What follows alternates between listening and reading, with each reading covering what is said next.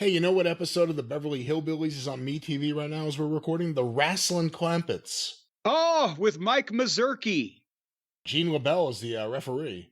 and Rebecca of Donnybrook Farm. She's coming down the aisle right now as you say that. Sprinkling her flowers into the crowd. Granny loves her wrestling. Speaking of people in pigtails coming down, sprinkling their flower petals into the crowd, we also got to talk about some more of Tony Khan's AEW soldiers apparently have gone AWOL. What is this I hear about? The Buckaroos ain't around much right now because they have a contract with limited dates. Well, this is something that started going around and a bunch of people started emailing it to us, CornyDriveThru@gmail.com. And I went and looked and I have the quote here. Now, for the record, before we say this, while they are EVPs, while they are the people who brought the elite name they brought the elite name to all elite. So you would think they're not just the average wrestler, but it's important to note that a lot of the average wrestlers in AEW, or a lot of wrestlers in AEW, have limited date deals. But here's a quote from Brian Alvarez, who very often seems to have the side of, them. So let's hear what this is. Well, he is one of the house organs for their vanity project. Here's the quote. I gotta say this because people have taken this out on the Bucks. Listen, everybody. If you think that the Young Bucks book their own stuff, they don't. If you are upset about the Young Bucks not being on TV, if you are upset about the Bucks not defending their tag team titles, there is one person you could be upset at, and that is Tony Khan. Oh! Because whatever contract they signed, it was for X number of dates, and he has not wanted to pay them. Maybe he's got some plans for the end of the year. And wait a minute. Hold on here. And he has not wanted to pay that. So that sounds to me like, and I've heard about arrangements of this nature, where they have a set number of dates for the exorbitant salary that they are getting, which they've reported from their own chicken lips. They say we're the highest paid tag team ever in wrestling.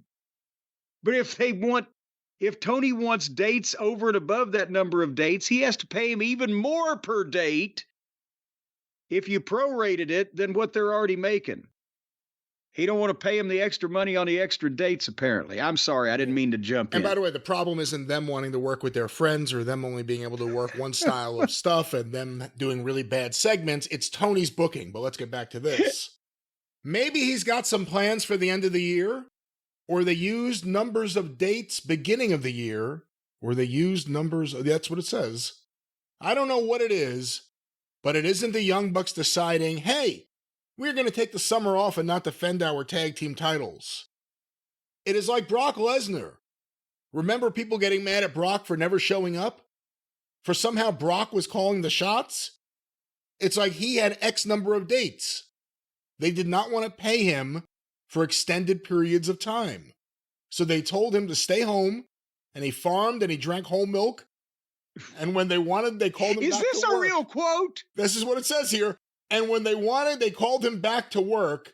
And that is exactly dropped that whole milk. And that is exactly what the Bucks will do when they get the call. And as we are recording, I've heard they will be on Dynamite this week against the Acclaimed.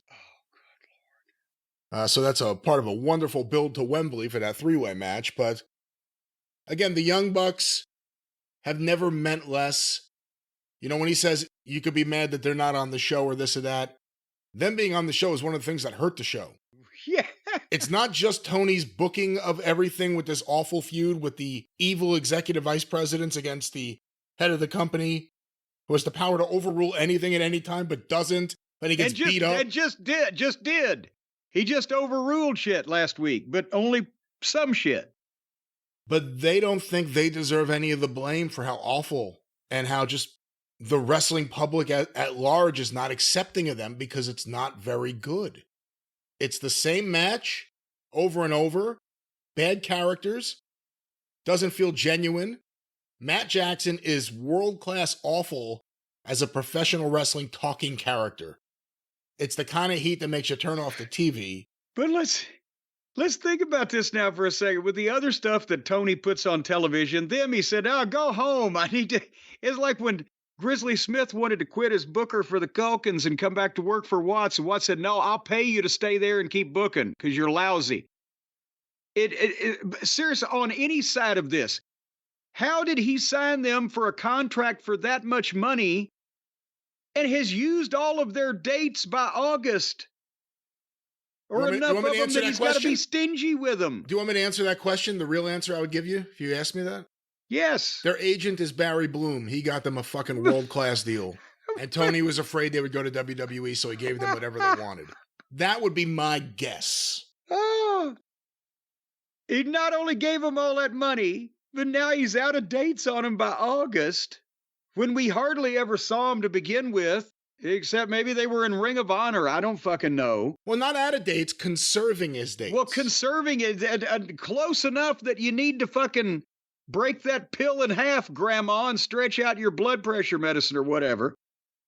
But also, they're not only making that much money, they not only have a job where when they do show up I wonder, do the pre-tapes in the back where they're wearing the headset and telling people what to do, does that count as a date? Are they getting paid for that? They had to go there. So, point being, he gave them a screwy deal.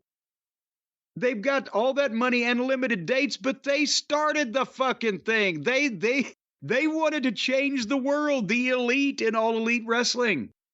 They wanted to change the world. They're executive vice presidents.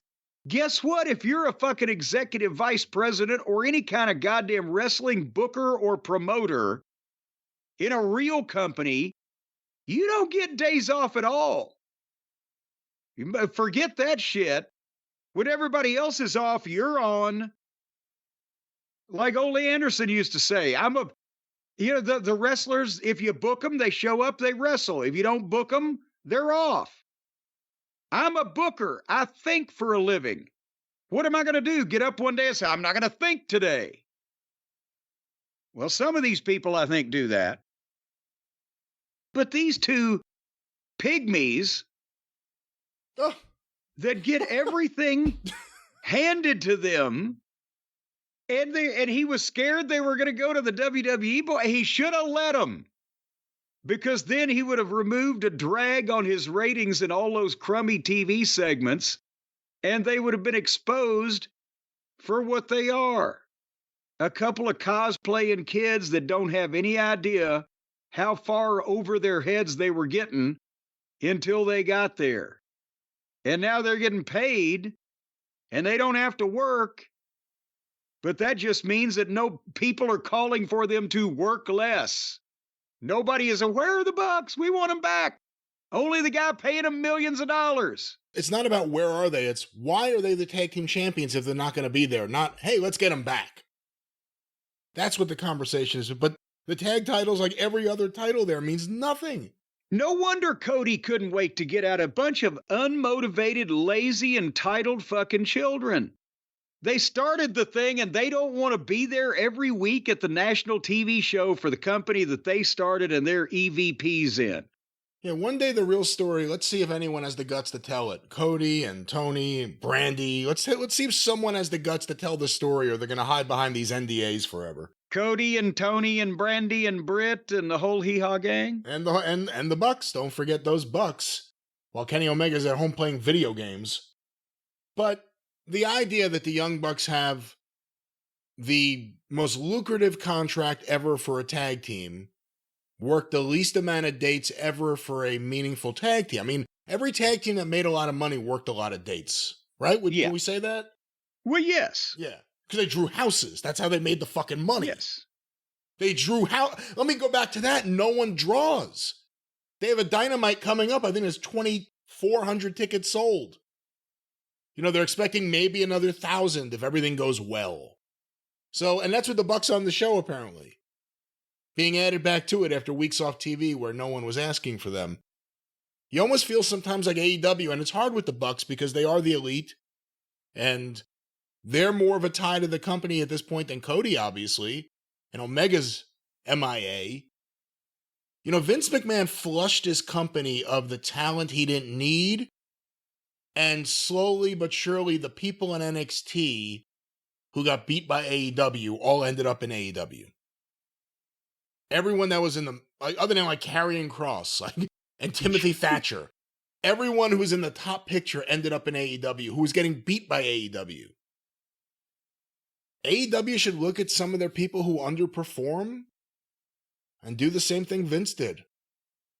Say, okay, c'est la vie, we wish you the best, but you kind of hope WWE gobbles them up and they eat up their roster and their locker room and give fans at home a sense of sameness that is not good. But the Bucks are a big part of the problem in AEW, and you're starting to see slowly but surely a lot of AEW fans, a lot of longtime AEW fans, they're now all of a sudden realizing the shape of things. And a lot of people who complained about things that we were saying, sometimes with humor, sometimes flat out saying it, that were all true. Every word of it. Everything was true. We told everyone, you told everyone, what was going to happen. And the road to get to the state of things today, there are a lot of people that just all of a sudden got off the bus like, oh my God, I can't believe this dystopia. Where am I? What's going on here? But we watched it happen, called it out. It's not a surprise to us. To a lot of people, it seems to be a real surprise that AEW is a complete shit show, and there's no end to that shit show in sight. Because the talent's going to be an issue, but Tony's got money, and Tony doesn't want to give up a piece of anything. So you got a problem. Well, here's what they've also, real quick, and we'll move on, but they're working in reverse with what they were trying to do, which, hey, it's good to have competition. It'll drive up the boys' salaries. The problem is now, when was WWE's on such a scale they can offer more money than ever before, but when were they offering the most money to people that, maybe they wanted, maybe they didn't? Before AEW was instituted, when a billionaire is going to start a company, but we don't know what it's going to look like, but we might be worried. Okay, obviously, if the WWE was even interested as much as people say in Will Ospreay and or Okada, and Ospreay I can kind of see, Okada I don't know what the fuck, unless they just wanted to go to Japan and weren't even going to use him in the United States.